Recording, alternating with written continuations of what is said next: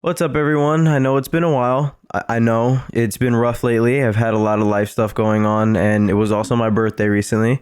Yay. Today is September 4th, and tomorrow is the official release date for Starfield, and it's been getting a lot of love and hate recently for many different things.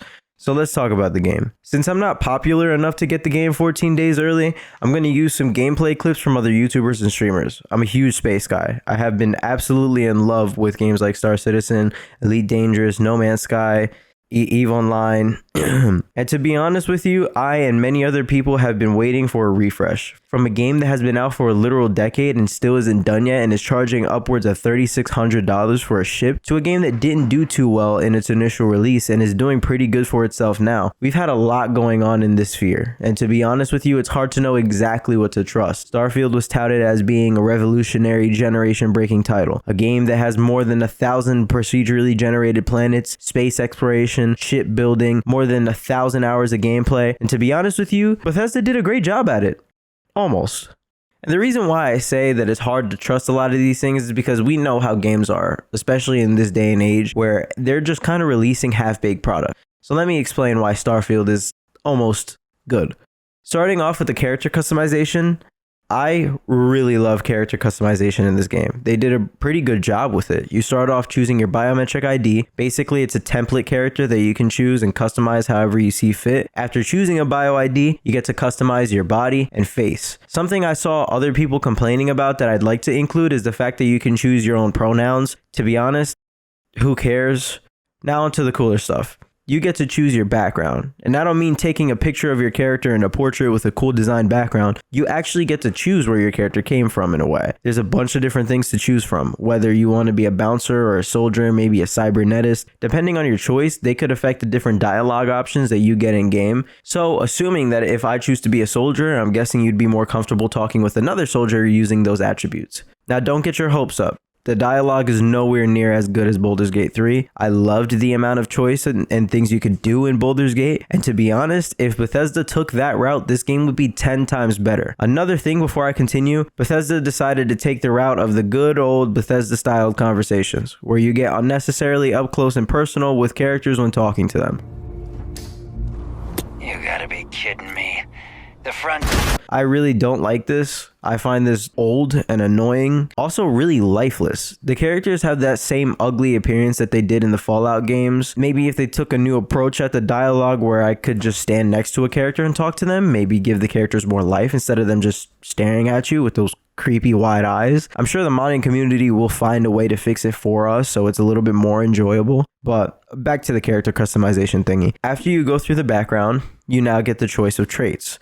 These are optional. You get to choose up to 3, but they basically add a few positives. Imagine playing a game like Project Zomboid and making your character, picking the traits, and meticulously choosing all those little skill traits and throwing in some negatives to keep adding some more good ones. If you know what I mean, you know what I mean. I'm a super huge fan of character customization on any game, whether it be Cyberpunk, Project Zomboid, Baldur's Gate, whatever. If it allows me to customize my character, I will do it. I usually spend a really long time doing it too. I find it the most fun to do, making my character how I want it to be made. Now, I'm not going to get super in depth with it since I plan on making my full review on it all tomorrow on CarePackage when I actually get my hands on it. So let's just move on to the gameplay. The gameplay, from what I have seen and played, forgot to mention I played a little bit of the game and I loved it. There are almost no game-breaking bugs. The most I've seen are really just the AI bugging out, some weird textural problems, and some other stuff like HUD bugs and other things like that that I expect to be ironed out upon release. This is most definitely the most stable game made by Bethesda, which is what I and everybody else have been saying for the longest, and I am actually really happy about that. Another thing I would like to give them praise for is the combat. The combat is amazing. Of course, it's not the greatest ever. It's not Tarkov or some of these other combat-oriented games, but it's great to see Bethesda taking this type of sci-fi route seriously and making a pretty well ironed out system. I'm, again, not going to get too in-depth, because I'm going to save that for tomorrow. So another aspect of gameplay other than the feet on the ground murder fest is the ship combat.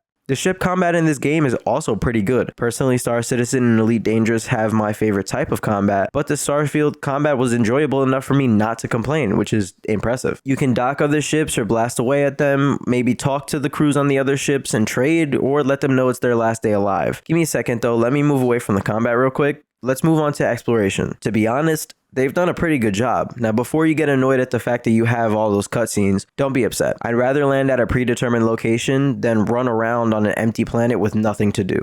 No Man's Sky probably has the best exploration in comparison to Starfield or Star Citizen. Star Citizen's planets are mostly barren, which is fine. I would expect most planets that we would possibly land on in our life to be uninhabited anyway, but Starfield took a pretty good approach. Now, I don't really like all the cutscenes too much. I find it annoying that there's even loading screens just going into buildings, but look at the bigger picture. There's more to the game than that. It's fine. And I'm not even going to talk about the idiot on Twitter, X, who suggested that we should be able to land on gas giants because there's aliens in the game and ships built like robots. Listen, silly. To me, aliens are not as fictional as landing and walking on a gas giant. There's nothing to walk on. It's just gases, bruh. You made a stupid argument and you should be ashamed of yourself. Some issues that I and many other creators have been seeing recently with the exploration is the fact that during, let's say, a 65-hour gaming session, you may encounter the same buildings copied and pasted on different planets at least 3 times. Which is a bit annoying, but to be honest, what can you do? It's not like they're going to make every single planet with something on it, handcrafted and everything like that. There are planets that have had work done on it, which you can see on your map, which we can get into tomorrow. Other planets that haven't had work would be those procedurally generated terrains, and realistically, it's not Bethesda's fault.